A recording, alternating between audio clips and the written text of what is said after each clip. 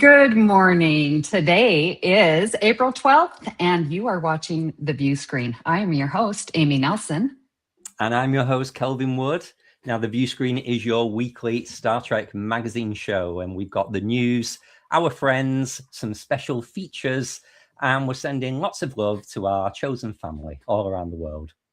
Yes, we are. Well, Kelvin, another week's gone by. How are you doing? I'm all right, although I'm quite jealous of the image you've got. You're so bright and airy there today, and I've got full beam daylight. I've got my ring light, and I still look like I'm in a darkened room.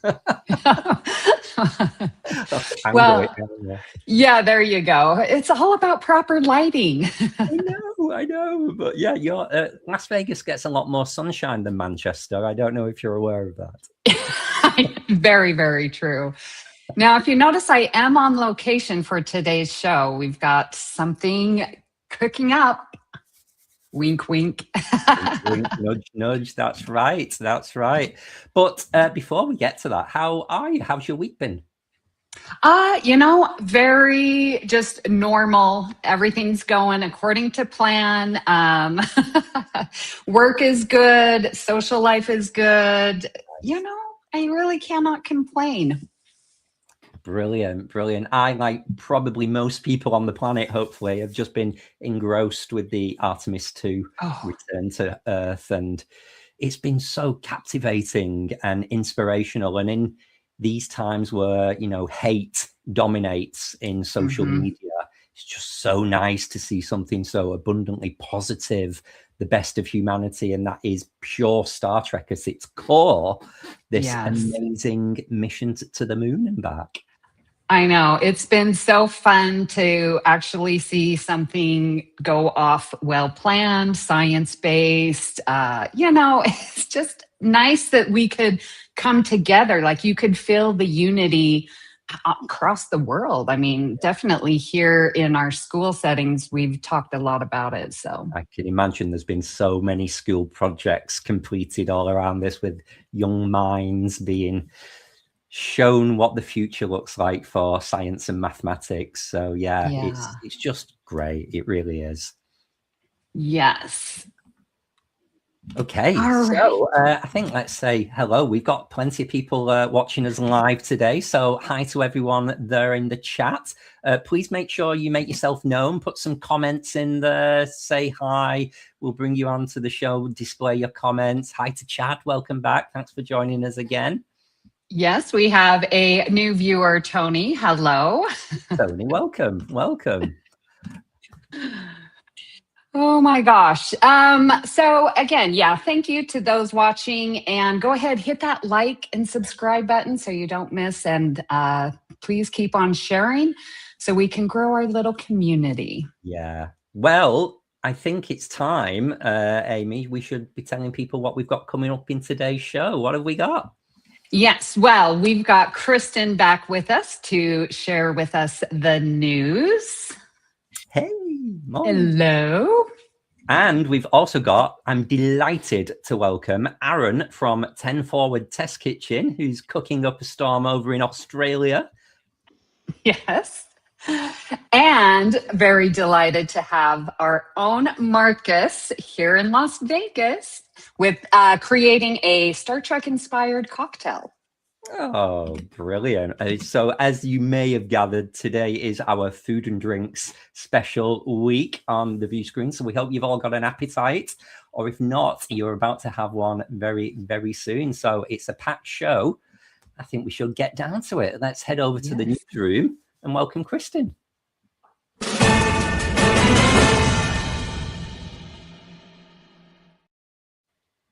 Hello, Kristin. Hello. I am having technical problem on technical problem this morning, and so I'm actually on my phone. New camera? Oh, no. In a different room? No, same room. It's just I don't have my usual iPad because the link wouldn't go. So I'm just freeballing it on my phone and hoping it all turns out. I don't know. Now, I must point out, what did you say 2 weeks ago? I think I prefer doing the view screen where everything's live and things can go wrong. And I do. And you know what? It's all good. You know what? Because the show must go on. So here we are. I would like to say, though, that camera angle with your bookcases framing you and your window behind looks beautiful.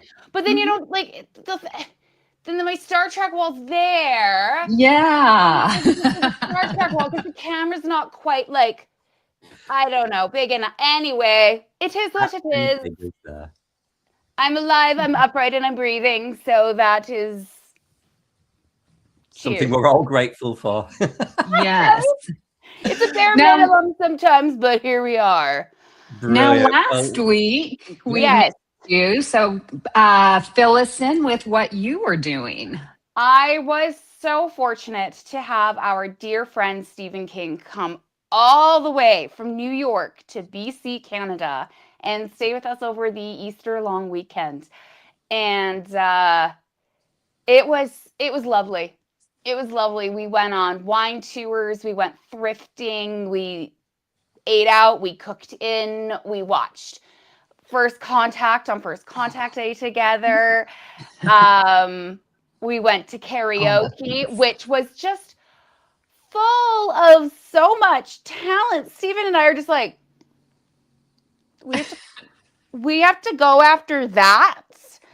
Whatever. You guys are amazing. We've heard you in sitges. We know that you two can do a duet and solos nonstop. Yeah. We did a Whole New World again. That's one of our main ones. And yeah, it was really good. It was really good.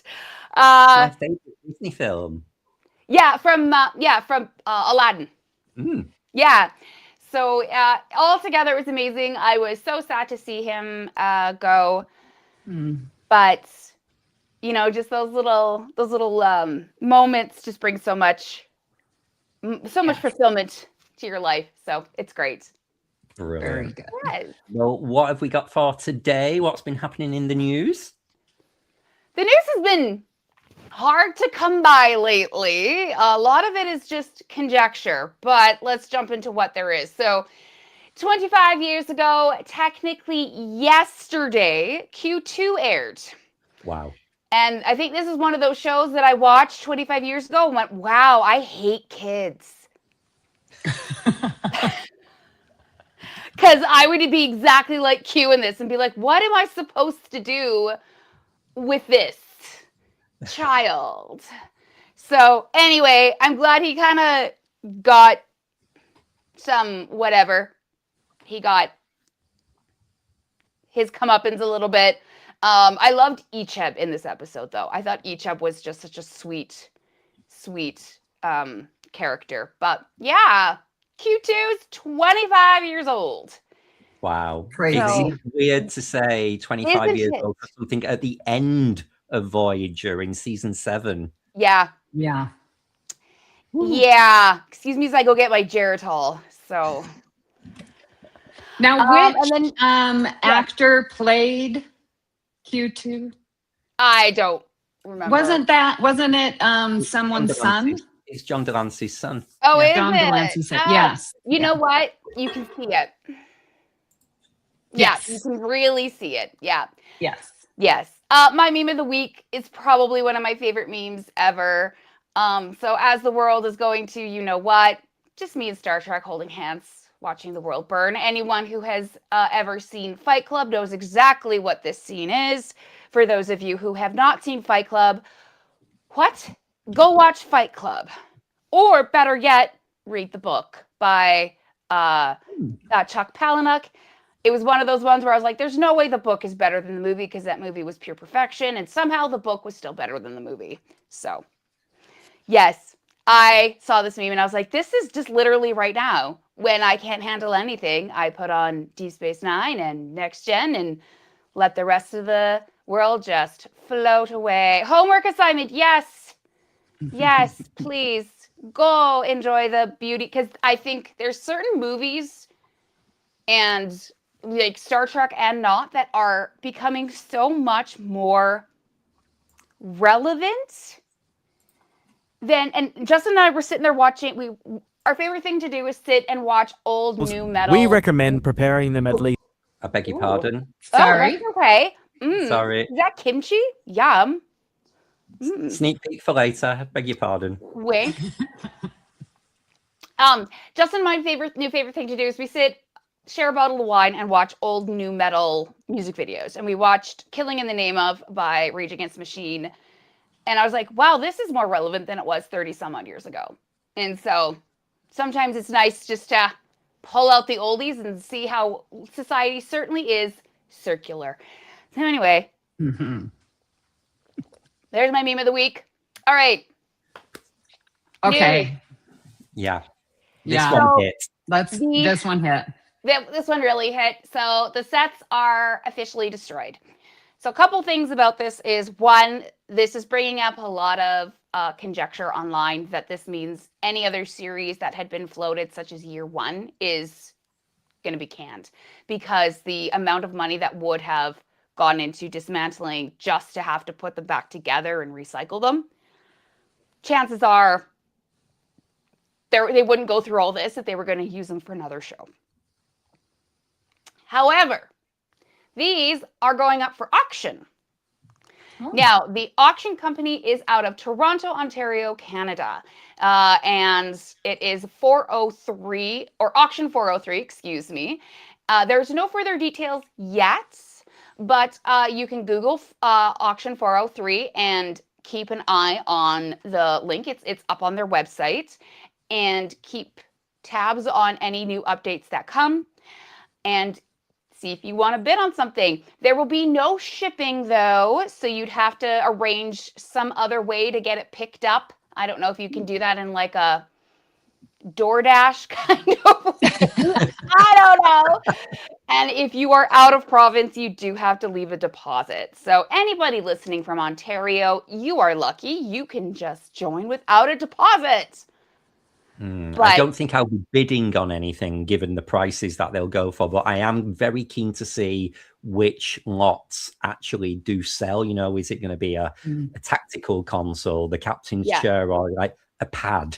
You know, how much is being sold? So keep your eyes on Christos's living room, because chances are something's probably going to pop up there. You know what he's like. You know what's funny?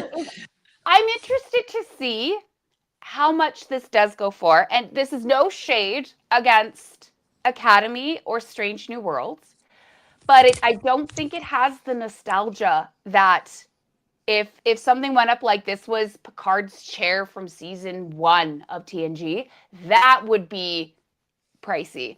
These, I'm interested to see what they actually do go for. So, well, if there's any new viewers to Star Trek, like imagine if we could go back to 1987 or 99 and buy that chair, knowing this was, just the end of the first season. I mean, we've got some viewers that are just watching Starfleet Academy, and how cool would that be to grab it and then in there 30 years later be like, I have the original.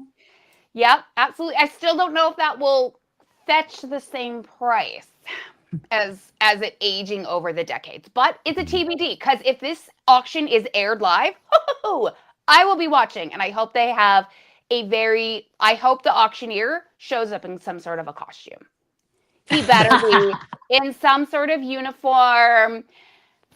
Maybe he shows up as like a Ferengi, because that would be a very Ferengi thing to do, right? I mean, maybe they should just get Armin Shimmerman to come and do it. Max Grodenchak, you know? Oh, right, yes. I'm sure they wouldn't mind. But anyway, this was sad news. Yeah, imagine if someone bids for the captain's chair on the Athena and then says, can I have some money off? It's got footmarks all over it. Someone's had their feet up on this chair. Could you imagine? It smells like feet. It smells like feet. So anyway, this has caused a lot of other reporters and bloggers online to pretty much be like, don't expect anything else. And, you know, it's been really interesting watching people's reaction to the cancellation of Academy Online as I've been doing my research. There's a lot of people who are completely okay with it. Do you think that, so it's sort of the closing of an era with this. Do you think that legacy still might hang on to the next wave? I don't think it's gonna. No. I don't think it's gonna do anything. Yeah. I am very drawn by Marina Sirtis's very frank, as you can imagine, comment saying, what studio in Hollywood is going to greenlight a series where most of the cast are over 70 years old? Ain't going to happen. Yeah. Which sucks, because Justin and I completely wrote a new series last night of like a Deep Space Nine reprival. And I was like, it doesn't matter, you know, like Renee, may he rest in peace, can't be there, but he's still in the Great Link then. Avery Book, he's still with the Prophets. Yes. Jesse, you know, he's just commanding a ship. Maybe they can just have convos and reference him, but everybody else is still alive and still actively saying how willing they are to get back into these roles. So maybe not a series, maybe another shot at a movie. Just whoever was part of Section 31 is blacklisted. No offense. Not to be a B, but I'm gonna be a B. No. We're done here. Thank you very much. Next we have a cute story. I love this. So Jaden is already returning to Star Trek via comic book. And so he will be part of IDW's upcoming Pride edition that comes out end of May. I think it's May 27th. You have to excuse me. I can't see my slides because they're this big right now. Yes. So it's May 27th, I think, is when it goes on sale. But pre-orders are open until April 20th. So get on it. And then, hold on, I'm just going to get uncomfortably close to my camera here. The associate editor, Cassandra Jones from IDW, said that Star Trek is and always has been about envisioning a future in which we band together beneath a flag of infinite diversity in infinite combinations. Oh, hold on. Is it time for an eye test, love? Celebration represents a small glimpse of that future. Well, literally, like the writing is like this big. Like I can't see a thing. And I just had my eyes tested. Thank you very much. So anyway, I love that they're already picking up on it. They're keeping that sort of unique take on Klingon and Klingon sexuality and the fact that we are experiencing and seeing an LGBTQ character in that species, which again, let's talk about 30 years ago. I don't think any of us would have ever thought would have been a thing. And I absolutely love that it is. So great art as well. That's great artwork. Great. This was just one of a few photos that they have online of it. So it actually looks like it's going to be a very well done edition. So go order it now. Next up we have Novi. So Motor City Comic Con occurring May 15th to 17th at the Vibe Credit Union Showplace in Novi, Michigan. We'll see 3 fan favorites. So we've got Spiner, Frakes, and Shatner are going to be attending. Carl Urban will also be there as part of the boys panel, but he's also part of the Trek family, so we're going to steal him as well. Tickets are still on sale, and this is what I love about these smaller cons. The VIP pass tops out at $285 for the weekend. That includes like prime seating, first in line for photos, everything. The list was so long of everything included in the VIP pass for $285. Wow. Yes. Wow. That's like half the price of STLV for a weekend general admission. General admission. If this is VIP, come on. This comes with swag and everything. I was like, come on, Novi. Let's go. I could fly there and back. Yes. and still be cheaper. And I live here in Las Vegas. Oh my gosh. Which is saying something, Amy. It is creation. Ooh. Things are getting some hoe out there is being far too greedy. Mm-hmm. Just gonna say it. That is a great price. Wow. So anybody who is around the Novi area who maybe wants to go check out a great panel, like these are some pretty big hitters. I'm very, very impressed. So go check it out. Shatner again, still going out to conventions. Still going. My goodness, this man. Shatner will be charging more for a photo op than it will for the general admission at VIP. Yes, I bet. I don't know if I would. Oh, I hope I don't get flamed for this. I don't know if I'd pay for a photo with Shatner. You don't have to. Yeah. I don't. Frakes and Spiner, like, get out of my way. I'd literally push a kid out of my way to get me some Data and Riker snugs, but I'm good. I think seeing Shatner on the cruise a couple times has sort of just soured my. Yeah. Hey, have you guys listened to Frakes and Spiner's Dropping Names podcast yet, or watched it on YouTube? Not yet, but it's on my to-watch list. I listened to the LeVar Burton episode. That's the only one I've done so far. I will listen to the Seth MacFarlane episode. I've just not made time for it yet. Yeah. It's interesting. Okay. Yeah. Obviously, they drop names. Yeah. I'm interested to hear the Seth MacFarlane one, and if they talk about the Orville. Yeah, they will. It's not something you can have on in the background. I thought you really have to pay attention because the conversation goes like very, very free flowing, a bit like us now. But you can't just kind of be playing on your phone while it's on. You've really got to be in the room with them almost. Okay, interesting. All right. This I freaking loved. This happened yesterday at Pickens Hall. They commemorated Trek's 60th. So yesterday at 2 p.m. they had a free concert where the SLU Orchestra did all of the soundtrack for Trek. So they did everything from original and next gen movies. Then they did Voyager, DS9.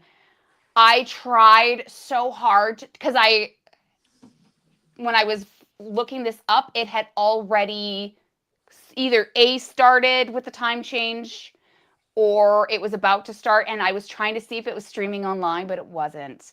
And Pickens has an Instagram account that they haven't touched in about 5 years. So that wasn't a reliable source. I might actually reach out and be like, hey, did anybody record this?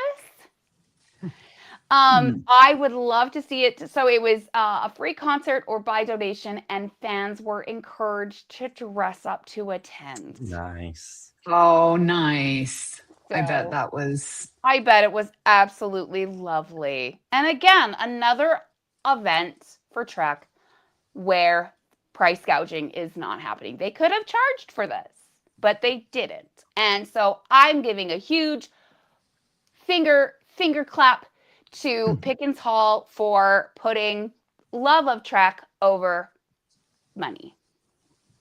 They did something for the 50th 10 years ago, and it was the musical, and it went around, I don't know, US, maybe Canada as well. Okay. And it was this concert, and it was that same thing. It was a orchestral, and they played all the things, and it was so awesome. And I dressed up and nice. It was really fun. Yeah. That's so I'm glad they're doing that again.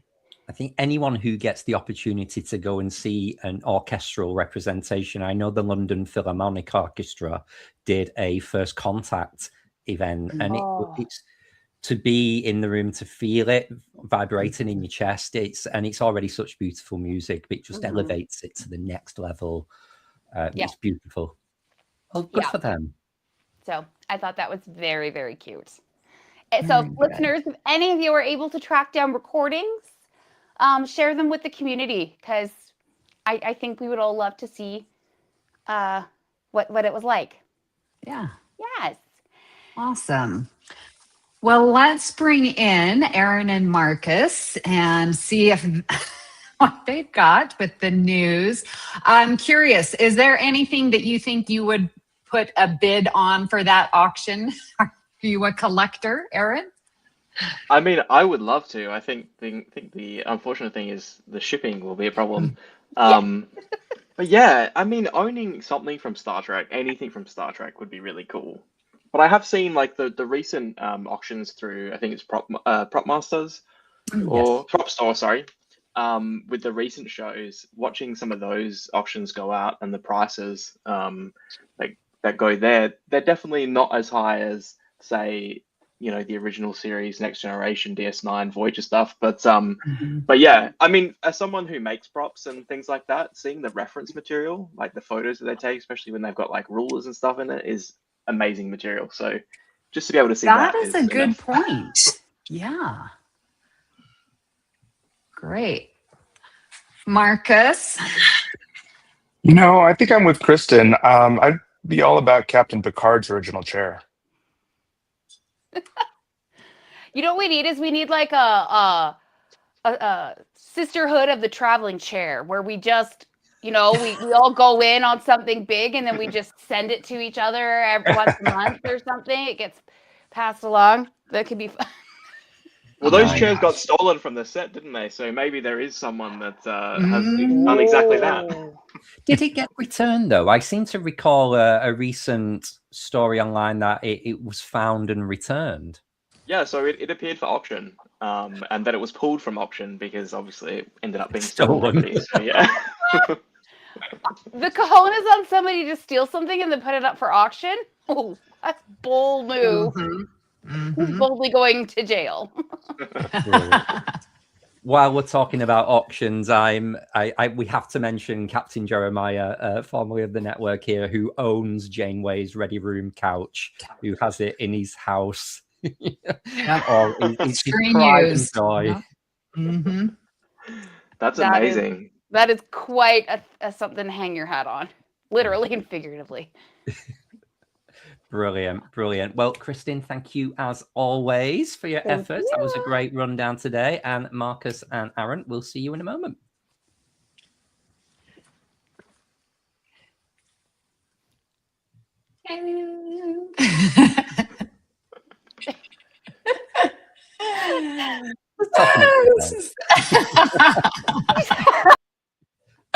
Brilliant. Okay, we're there. Right. Okay, let's head swiftly into our next guest. Let us welcome Aaron from 10 Forward Test Kitchen onto the view screen. So let's bring Aaron back to the stage, please.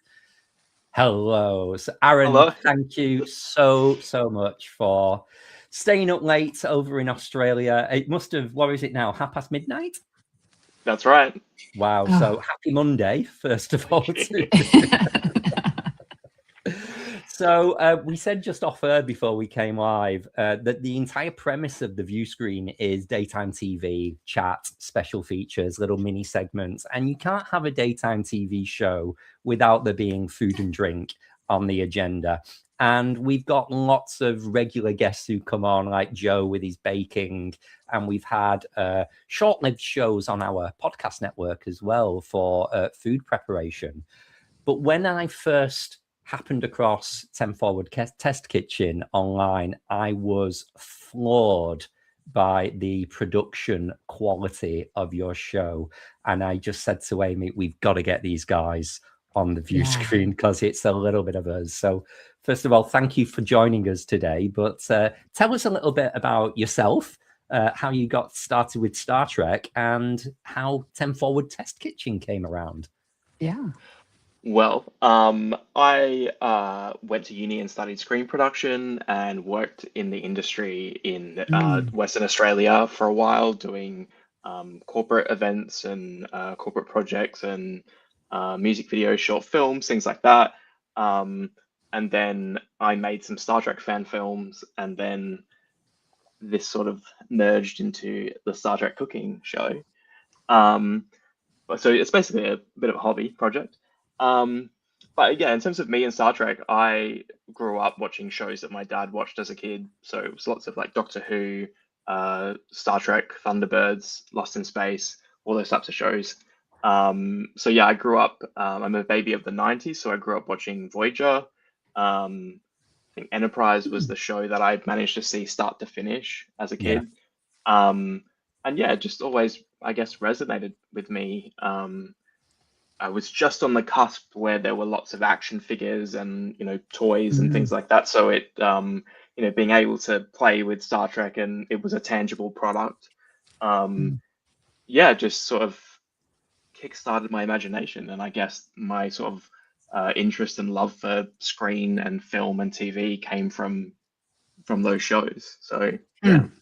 Brilliant. So 10 Forward Test Kitchen is, if I'm not mistaken, calling it, it's almost like a spin-off because it's affiliated with Voyage's fan films, isn't it? So how does that work? What's the similarities or the differences there, or the tie-in?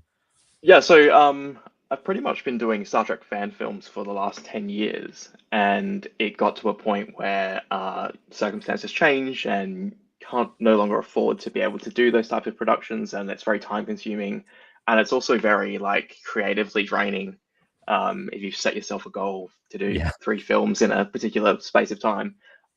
So yeah, we wanted to still do something in the Star Trek universe, but on a smaller scale, although it hasn't turned out quite that way. I'm not sure whether it's more effort than making a fan film.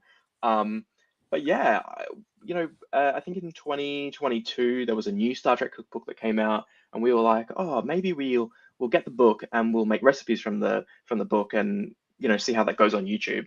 And we started road testing some of the recipes in the cookbook, and unfortunately, I don't know whether it was us, but I don't think it is. Some of the recipes just didn't quite turn out. No, it's not you. I will say we've done recipes live on the view screen from that book and completely changed all the quantities just to make it palatable. Yeah. It's we've sort of approached our show as it's food that you want it to look like it does in the show, but you also want it to be something that someone can eat and will actually eat and can incorporate into their regular meal plan. Whereas the food in the book, like most novelty cookbooks, it's gimmick food. It's for a dinner party. It's a one-off thing that you do, and you're like, yeah, we dyed it blue, hooray, move on with life. So we tried to make food that is like our own versions of recipes that someone can incorporate into their regular daily, weekly meals, basically. Brilliant. If we could just bring up Aaron's slides, please, just so we've got a couple of visuals as we're chatting, because I'm very keen for you to introduce the rest of the team. So, you've got quite a large team. And as I discovered in my error 24 hours ago, there are 2 Aarons on 10 Forward Test Kitchens. You have a voice Aaron and a visual Aaron. Yes, so I am the person that makes it happen, essentially. But my partner in crime there is Aaron Chappell, and he does the production design and also is the, I guess, on-screen hands for the cooking components. So we've worked together since about 2020 on some fan films, and then it's just been our natural collaboration into cooking. We both really enjoy cooking and food in general. So that's sort of how it came to be. And I've taken a couple of stills from the episodes that you've done so far. So you started with a classic. You went straight in with the pomice soup. How long does it take to create an episode, or is that a bit of a moving feast at the moment? No pun intended. Oh, it's it's a lot of like road testing, basically, a recipe. I think we originally tried the one from the book, which was very strange. It was like a fruit soup. It was interesting. We road tested a few things in terms of what can we use, quantities of things, and then we usually shoot the cooking component, and then there's also like a sort of deep dive into the canon of what's presented on screen and what the production team used and things like that. And then we also do like a fun sort of in-universe scene, and that's like another shooting day. So it's probably takes a couple of weeks in order to put one recipe together. But yeah, polemic soup I thought was a good starting off point because it was an original series recipe. And yeah, it had this longevity that went through a lot of the shows up until the modern shows. So and look different every time. And look different every time. That's the funny part, especially when we get to the Hasperat recipe. That was something that sort of took a left turn. Yeah. And just the way not only you see it evolve on screen, but also what viewers take from it and how they think it should be a certain way from really nothing is been really fascinating. Yeah. I don't think I've got episodes in order here. I just randomly took a few, but you've just mentioned Hasperat, and we do have some clips to show later from this episode. But I would say quintessentially of all of Star Trek food, I think Hasperat is my personal one that resonates. It's the Star Trek dish I remember. And from the original Neelix cookbook, I remember making the Hasperat recipe in there, which was basically a cream cheese wrap with hot sauce and leaves. It wasn't very exciting. But yeah, this definitely went on an evolution, didn't it? Yeah. So in The Next Generation, when it first appears, it literally looks like someone's just gone to the craft service table and taken a sandwich wrap and been like, there you go. This is the space food. And then, it sort of looks mostly similar in some of the Deep Space Nine episodes. And then all of a sudden it's like a hummus in Deep Space Nine.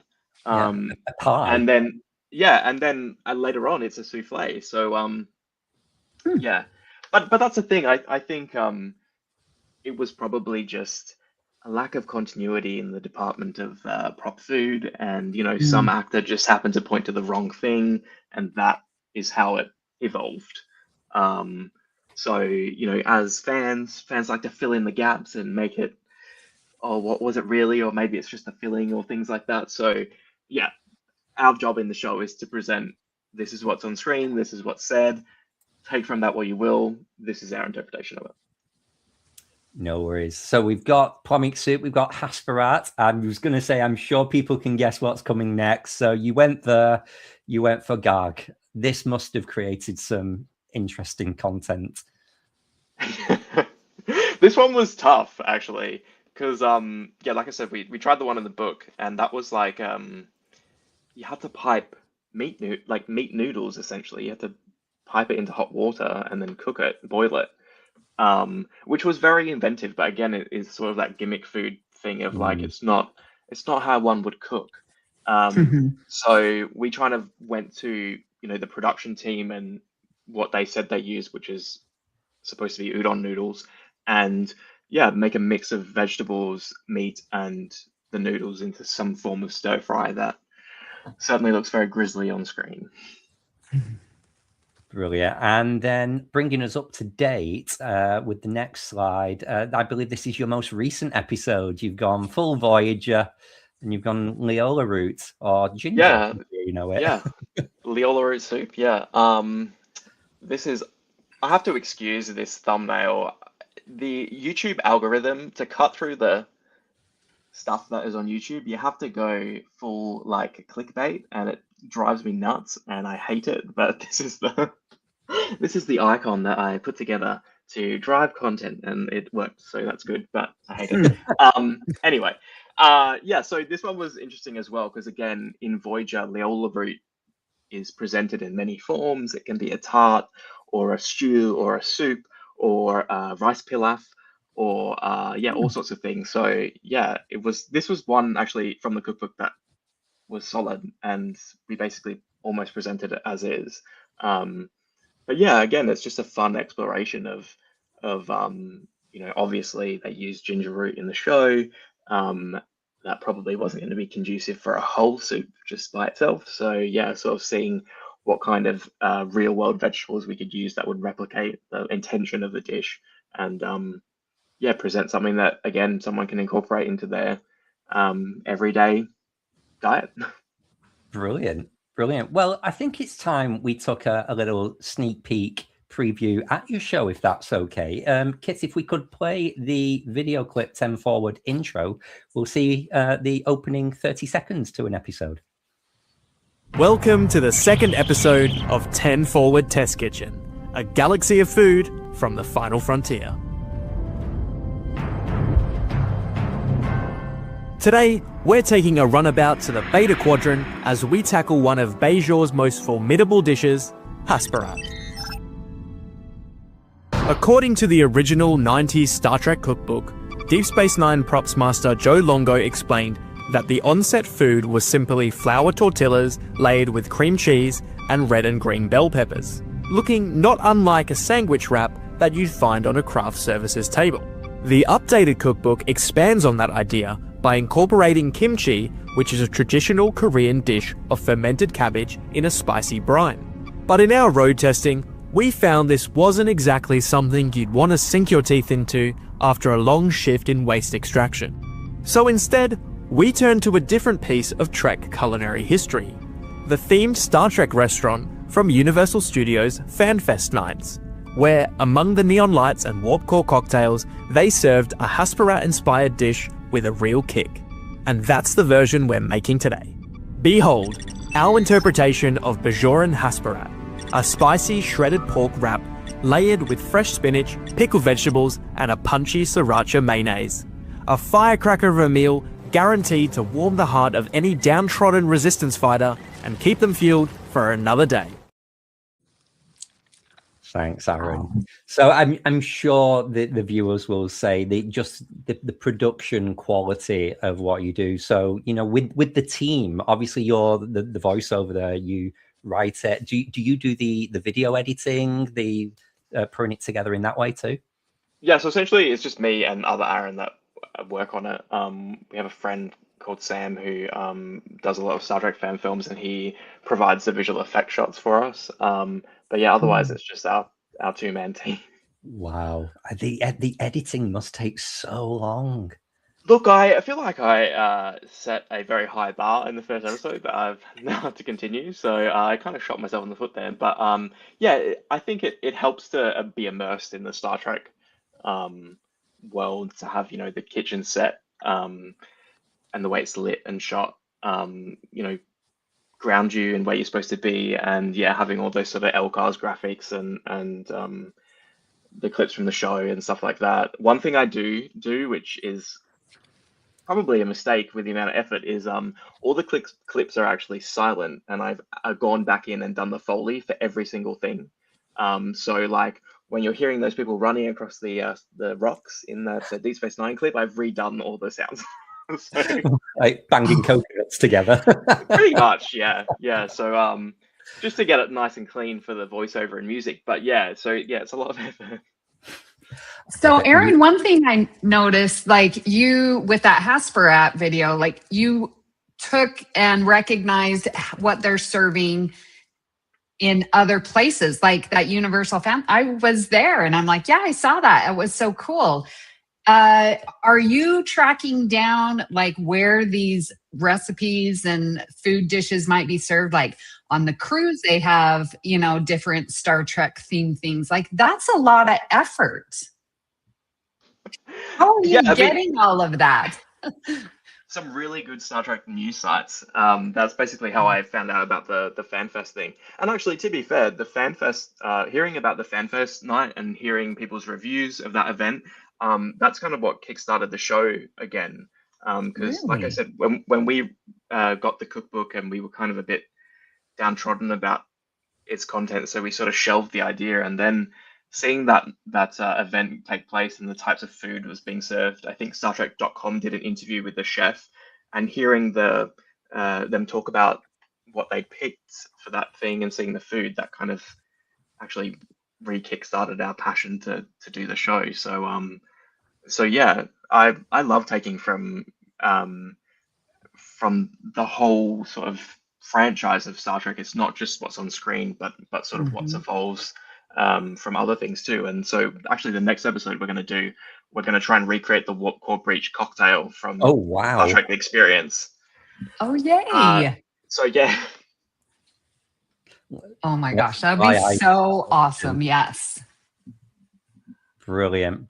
Okay, well, I think it's time for all of our hungry viewers. Let's watch an actual recipe, if that's okay. So if we can just bring up the recipe video and take a look at Hasperat. 24 hours ahead of time. In a saucepan, heat 1 cup of water, half a cup of rice wine vinegar, 1 tablespoon of sugar, and 1 tablespoon of salt, until dissolved.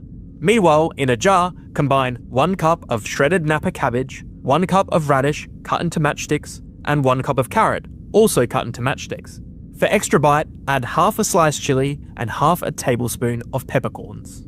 Pour the hot brine over the vegetables, allow it to cool, then refrigerate for 24 to 48 hours. The vegetables should stay crisp, but absorb a great deal of flavour. Now onto the star of the Hasperat, the spicy pork. In a large bowl, combine 1 teaspoon of paprika, 1 teaspoon of garlic powder, half a teaspoon of onion powder, half a teaspoon of white pepper, half a teaspoon of dried rosemary, and a pinch of salt. Add in a 400 to 500 gram pork fillet, rubbing the spice mix all over. Set your pressure cooker to saute mode and sear the pork until browned on all sides.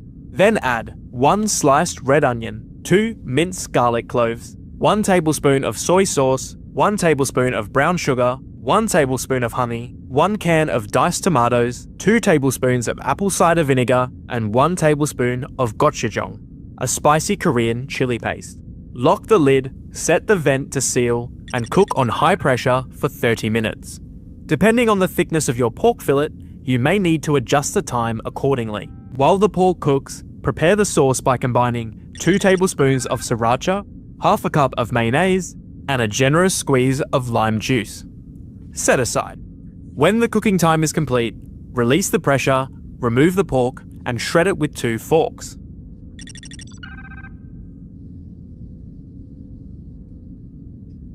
Leave the sauce in the cooker to reduce slightly, then return the shredded pork and let it soak up all that rich, spicy flavour.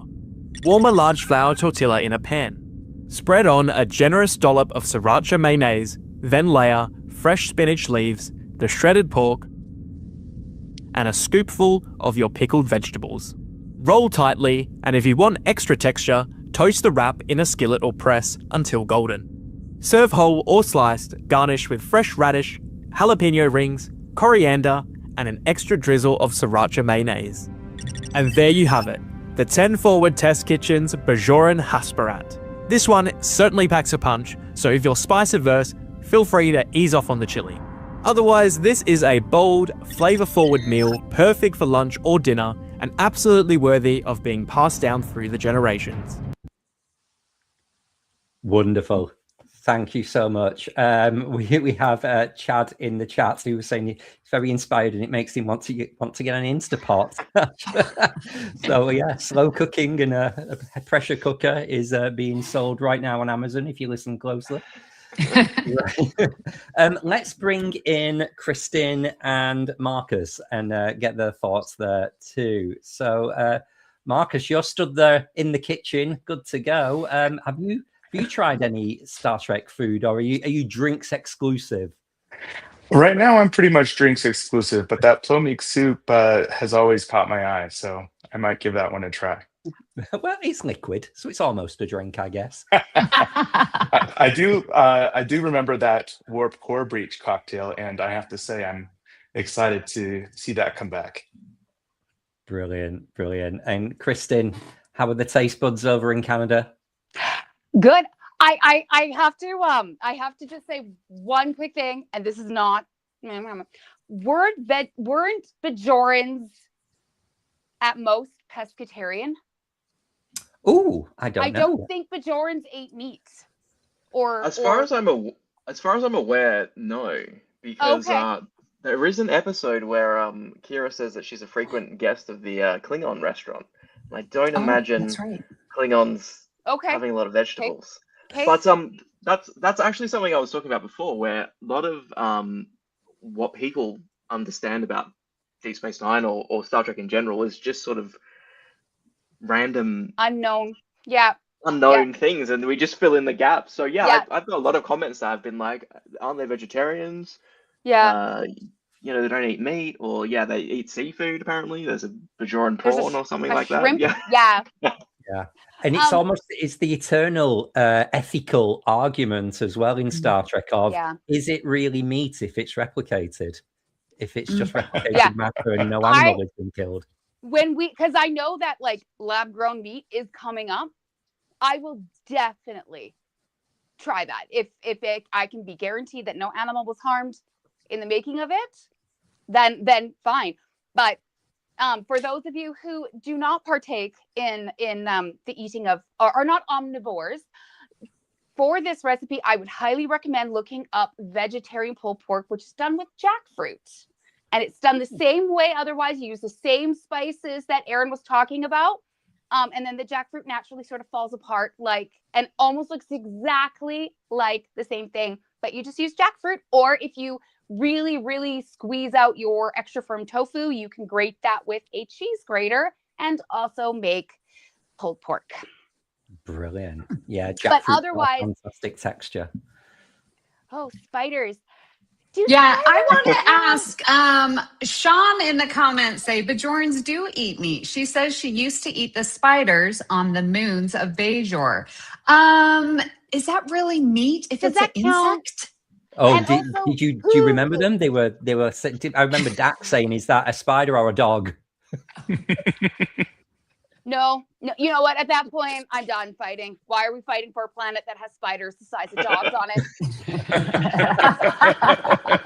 I agree. But saying that to an Australian, they're just like, eh. Yeah. I don't know. Some of them are. Yeah, I bet there's a few Bajoran spiders around your neck of the woods, Aaron. But the using Leola root using ginger root for Leola root, what a great soup to make for like cold and flu season. Whip up a pot of that to like keep you clear, keep your immune system good, and everything that you showed had really good like fermented options, which is really good for your gut health, which also helps keep your immune system up. So, there's I loved the idea that these people living on these confined ships really paid attention to their diet and the quality of food that they were putting in their body. So I definitely appreciated the ginger root. I saw it and I'm like, that looks freaking delicious. Yeah. So Aaron, thank you again for coming on and talking with us today and in your amazing content. We do tend to do a rundown of work to be found online later, but just while we're talking the show, where can our listeners and viewers find 10 Forward Kitchen so they can watch all your episodes? So on YouTube, you can find us at Voyager's Fan Film, and on Instagram, you can find us at 10 Forward Test Kitchen. Brilliant. Wonderful. Well, we hope you can stick around, but if you do need to get to bed, you are forgiven. But for now, thank you so much. And we will see you guys a little later in the show. Okay. All right. Okay. Well, let's get to our little break, BQN promo break, and we will be right back with our cocktail segment. What's happening? What's happening on BQN, you ask? Let's chart the Star Trek cosmos with all good things. Embark on a comprehensive journey through the entire Star Trek universe with the insightful crew of Amy, Christos, Kelvin, and Kristin. Galaxy class, engage! Stephen and Stefan pilots this Alpha Quadrant mission, meticulously covering all aspects of Star Trek: The Next Generation. Infinite diversity. Stay current with the newest Star Trek frontiers alongside Chrissy and Thad. Union Federation. Whether your allegiance lies with Starfleet or the Planetary Union, Kyle, Kevin, Amy, and Haley offer a unified front, discussing both current Star Trek and the truly Trek at heart, the Orville. Crack open that book with Peter and the Trek Book Club podcast. Delve into a rich tapestry of Star Trek's beta canon. What's the Tea, Bev? Christo spills the latest Trek news and fandom insights with an essential LGBTQIA plus perspective, complete with engaging guest interviews. Our visual voyages that you can find on YouTube as well as podcasts are Trek Masters.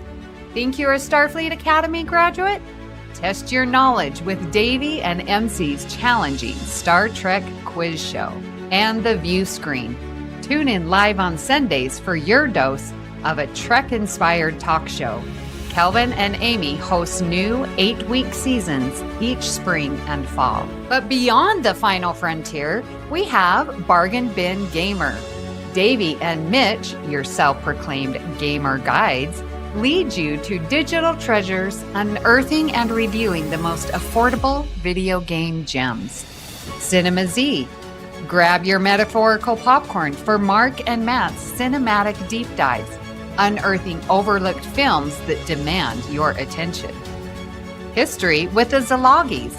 In order to never repeat it, tune in as Chrissy and Jason deliver bite-sized snippets of historical events from around the globe. You can unlock deeper levels of engagement with our exclusive patron perks. The Hive Mind is where you can join our random script readings, live reaction shows, and roundtable discussions. We appreciate you choosing BQN to fill your auditory needs. Thank you for listening. Assimilate the audio. Well, welcome back to the Viewscreen, everyone. And we can see Amy's had a little set change. You've stepped out of the podcast office and into the kitchen. So what's next, Amy? Oh, we are struck. We haven't got your audio. Oh, that's a good thing to figure out. Why haven't we done this? It was working so great in rehearsal. I know it was. You can hear me now? Absolutely. Okay. What are we going to do? Let's try something real quick. I can take these off. All right. All right, we are going to... We really thought we had it worked out. But let me tell you about Marcus. Found in the wild at the wine bar. Met Marcus, found out he's a Trekkie, absolutely enjoy our discussions and thought, you know what, this is going to be perfect. And Marcus is so talented. He has created this cocktail, and so I convinced him to come on and share his creation with us. And unlike, how very on brand for yourself, Amy, to be present at the drinking of the alcoholic cocktail. Absolutely. All right, we are going to try this. Can we unmute Marcus? Okay, yeah. I cannot. Oh, I can't reach you. All right. You heard in the kitchen now, so that's good. Yeah, I just wish we could remove my thingy, but that's okay. No worries. Well, while we're waiting for that, we have got some comments that Chad is saying he's adding 10 Forward Test Kitchen to his YouTube watch list. So Aaron's been very persuasive there. So well done.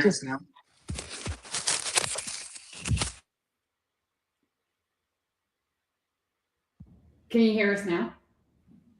Yeah, but we've lost your... Can you hear me? Yeah. Great. All right, I'm just going to turn up my speakers and then we're good to go. Okay. So we're looking at a fine display there of, I can see some great alcohol content. Looks like a gin. All right, sorry about that. Brilliant. Right. We can see, we can hear you. Over to you. It might actually be more beneficial for the viewers if either you can be made center screen or just take me off, whichever's easiest. Okay. All right. So first of all, Marcus, thank you for coming on the Viewscreen. Do you want to tell us a little of your truck story and the cocktail inspired? Absolutely. So I remember growing up watching the original movies, and and reruns of the original series on TV. And then when I was maybe halfway through Star Trek The Next Generation airing, I got into it. I really loved that Best of Both Worlds episode. So by the time I was in middle school and in high school, I had my own Star Trek club, and I was going to conventions and actually hosting tables at conventions. So I was a pretty big Star Trek fan early on. I did not know this. So this particular cocktail is one of Tom Paris's creations, actually. So Tom Paris, when he was going to this Starfleet Academy, he was stationed in Marseille, and he was, a big fan of the Mediterranean. He loved this particular bistro, Chez Sandrine, and he loved it so much that when he was stranded on Voyager, he actually recreated this bistro on the holodeck in his Paris 3 program, which we returned to a number of times. But having hung out at that particular bistro as many times as he did, he needed to start changing it up a little bit. And I don't know if it's because Marseille is in the same vicinity as, Italy, Turin's not too far away, but this version of the cocktail basically pivots away from the classic aviation cocktail, which features a French ingredient, and moves over to more Mediterranean flavors from Italy. So the cocktail is called the Delta Flyer, and it is a riff on the aviation cocktail. And people might be familiar with this creme de violette liqueur that came from 19th century France. Well, this particular cocktail came also from the early 20th century, 1916, and being a buff of that era, Tom Paris was a fan. But this particular riff, we're not going to use the creme de violette. We're going to use the Empress Gin from British Columbia, which has this pea flower. It's a butterfly pea flower pigment added to the gin. And that is completely natural and plant-based. But what it does is it just gives it this gorgeous color, which kind of complements the floral notes of that particular gin. We're also going to use Italicus, which is a kind of bergamot floral version of an Italian liqueur. We're going to use that instead of that creme de violette. Amaro Nonino, which is going to have that citrus and a little bit of a bitter flavor profile. And finally, for some sweetness, just a slight amount of this original ingredient, the cherry Luxardo liqueur. All right, Amy, shall we do it? Okay. I'm so excited. And that you've created this. Inspired by Tom's diligence, yes. Yeah. Okay. So I'm going to actually pop open this bottle that's already open. So we're gonna just make one cocktail for now, and so all the proportions here are for making a single drink. So we're gonna start with 1.75 ounces of gin, and 1.75. I'm not sure the perfect conversion metric, but I think it's 14.5 milliliters is about half an ounce. So maybe just triple that or something, and that's approximate. Thank you for making those conversions for our UK versions. All right, and we're just going to put a little bit of this Luxardo, so 0.25 ounces. Amaro Nonino, we're going to put 0.25.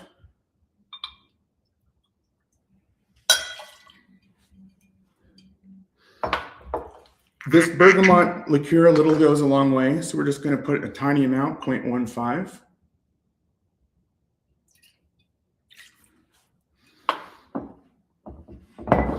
All right, and then Amy, would you do the honors and add ice to this? Yes. And while you do that, I'm just going to briefly mention, if you have saline at home, you could really use saline, but if you don't, you can kind of cheat and use just a little crack of sea salt in there.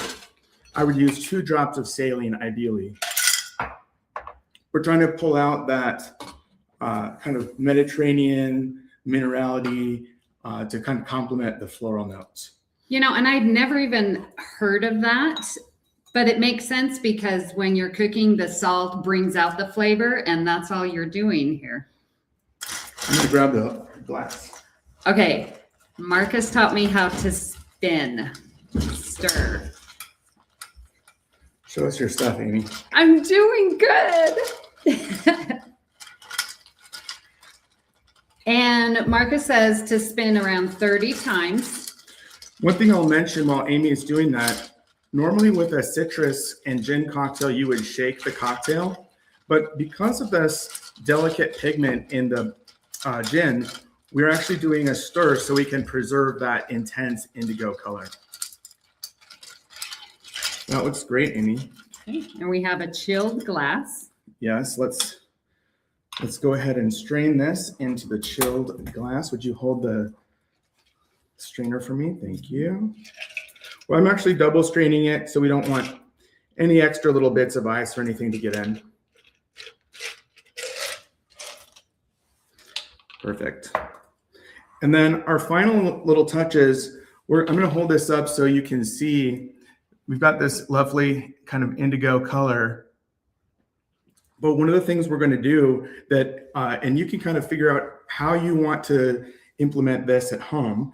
I could think of a number of ways you could probably do this for the presentation. I'm going to use a syringe of lemon juice, but we're going to actually watch a whole pH transformation occur in this glass. So I'm going to try to hold it up so you can see. So I'm just going to inject it right into the bottom of the glass. And you can see that it changes colors. Just like that. If you really want, you can give it a stir. And then our indigo has become a nice, lovely light pink. Mm-hmm. And then just to kind of finish off the presentation and take us back to the Mediterranean, we're going to take some grapefruit and just using a regular vegetable peeler, shave off a little piece. And this is just super easy. You're going to take the peel side down and just give it a squeeze. You're going to express that citrus oil into the drink. It'll give it some nice aromatics and kind of elevate. You can rub the rim of the glass a little bit if you'd like to give it just a little bit more kiss of the grapefruit. And then finally, for the Mediterranean touch, we're going to throw in some rosemary, if you have it. Smack it on the back of your hand to release the aromatics. Oh. Plop that in. And then, of course, we're going to need our Starfleet issued insignia garnish. So there we have our Delta Flyer. Would you like to? Yes. It's 5 o'clock somewhere. I'm sure. It's not 10 a.m.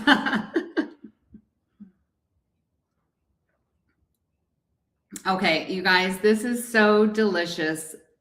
You get that Amaro, the warmth, but then the brightness and the floral botanical just comes through. And the scent of the grapefruit and the rosemary just is so good inhaling. So wonderful. You guys need to make this. This is a cocktail that I would recommend for basically any season, any time. It's a good first drink of the night, and it's also good just kind of any time at a happy hour, that sort of thing. Brilliant. Marcus, Amy, thank you so much. I thought it a good idea to bring myself back on screen now that Amy's hit the bottle. I have a very interesting, I didn't know this was the cocktail you were making today. And I had a cameo from Nana Visitor for my 40th birthday a couple of years ago. And she went through a period online on social media of putting cocktail recipes out there from a kitchen during lockdown. And she made me an aviator cocktail. And I have the video of her preparing it and making it. And the fact you've just brought it up is amazing. And I have all of the ingredients downstairs in my kitchen. So you've inspired me, Marcus. I'm going to make a Delta Flyer myself. So thank you. Well, and we will put the recipe on our Discord server, so you can get the exact measurements. Brilliant. And Well, I might just add one more thing if I could. Oh, sorry, Marcus, go on. For the viewers who aren't easily able to find this, I mean, it is pretty much a standard in North American stores. But if you can't find this particular gin, I will say there's a couple options. There are some other producers who are adding the butterfly pea flower pigment. But if you can't find that, find your favorite floral gin, and you can actually add some pea flower extract. Just a few drops will give it that sim pigment. Or you can use bergamot flowers, or if you can find some dried pea flowers or pea flower tea, you can also use that. It's a caffeine-free, just natural floral tea, and just infuse your gin with those things. Brilliant. What a fantastic alternative. Thanks, Marcus. Let's bring Aaron and Kristin in. We've had a special request or a comment, I dare say, from the husband downstairs who's saying, pickled food and salty cocktails. Please can I log off and come downstairs and feed him? So thanks, James. Yes, I'll be making your dinner very shortly. Kristin, are you a gin lover? I am a gin lover. And when I tell you that Empress Gin holds a very special place in my heart, can I share a quick personal story about Empress Gin?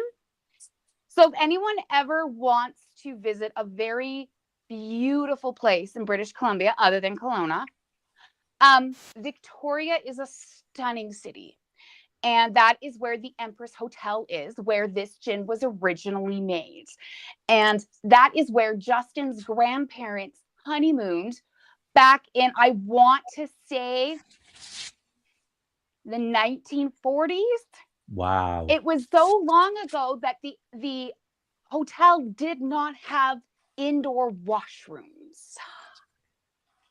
Those have since been renovated in. But every time I hear somebody love Empress Gin, it just makes me so proud, because it really is, it stands apart from any other gin you will ever have. So thank you so much, Marcus, for sharing that little piece online. It's just gorgeous. And my favorite thing is adding in all the different mixtures and seeing what colors it turns. And it becomes more and more fun the more and more you drink of it.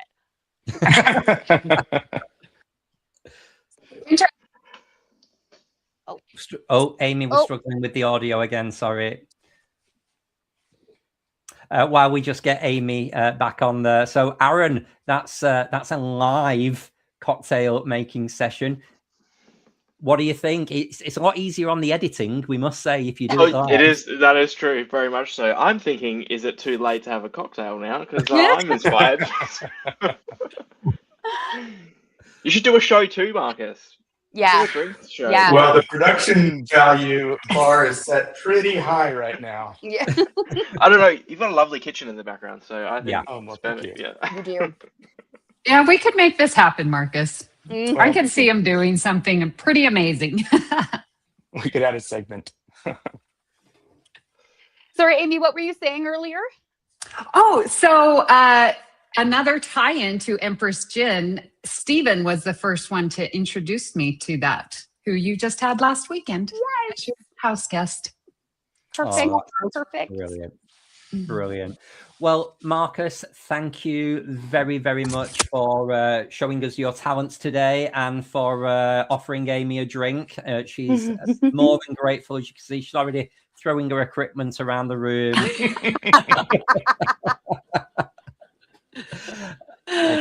Time. Don't talk about time. Oh gosh, 3 shots of something called tequila. Okay, so we'll have to have you back on the view screen sometime soon. While we've got everybody on screen here, let's just do a very quick roundup of social media promotions. So Marcus, if people want to continue the discussion with you online, where can you be found on social media? You can find me on Instagram. I'm at Deconstruct, and that's with a 0 instead of an O in Deconstruct. Brilliant. Thank you so much. And thank you again for joining us today. And Aaron, I know we've already said you, but if you wouldn't mind giving us a quick reminder, where can people find yourself online? Yep, Instagram, you can find me at 10 Forward Test Kitchen. And on YouTube, you can find me at Voyager's Fan Film. Brilliant, brilliant. Okay, so I guess it's time to either get to bed or go and get drunk. You choose. Hopefully the latter. And Kristin, where are you online these days? I'm on and off Instagram at kstrats. Yeah, not very active online. It's been very refreshing. But I am very active on Reddit, of course, at user Garrick's Fan Club. And the discussion over there on all the Trek-based subreddits is always very, very interesting. This morning, the question was, if you had to pick one Star Trek character to be locked in a room with for 1 week, who would you pick? So there were lots of Jadzias, a couple Garricks, a Tendi, which I appreciated. And mine, of course, was Garrick. Of course. I would either take Garrick or AJ Robinson. Like, I would just hang out with AJ. Brilliant. Well, thank you so much, love. We will see you next week. See you. Bye. And Amy, when you're not round at your mates' kitchens, where can people find you online? You can find me in our Discord server and on our Facebook group, the BQN Collective. Where can people find you online? Well, I'm on most of the socials, so if you come for me directly at Kelvin's Timeline, but my favorite place is our Facebook group, the BQN Collective. So let's have a chat over there on Facebook.